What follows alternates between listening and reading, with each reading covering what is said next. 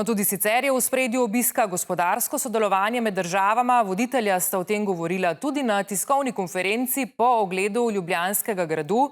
Igor Bergant jo je spremljal. Igor, kakšni so načrti, na katerih področjih bosta Slovenija in Francija torej krepili gospodarsko sodelovanje? Lepo zdrav. Ja, na logističnem, prav zato tudi včerajšnji obisk predsednika Macrona v Luki Koper.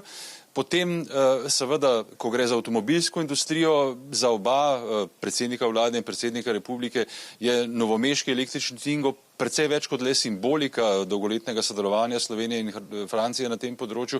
Šlo naj bi za pomemben adut evropske avtomobilske industrije v soočanju s kitajsko konkurenco in pa, kar je še posebej poudaril slovenski premier, sodelovanje na področju jedrske energije in tehnologije. Prav sodelovanje s Francijo naj bi Sloveniji leta 2027 omogočilo pripravo dovolj dobrih načrtov za odgovor na vprašanje, ali bi pri nas gradili drugi blok jedrske elektrarne Krško in naposled tudi po referendumski odločitvi, če bi seveda do tega odločanja prišlo, ali s pomočjo ameriške ali pa vendarle francoske tehnologije, ki je najbolj razvita glede tega v Evropi. Sicer pa sta na gospodarske teme oba voditelja danes povedala tudi tole.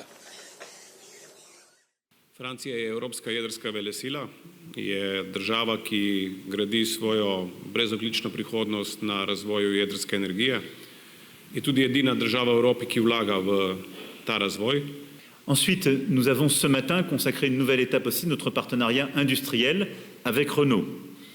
Sur le site de Novo Mesto, c'est une étape importante là aussi de ce que nous voulons faire. Ce site est un site historique pour l'entreprise Renault.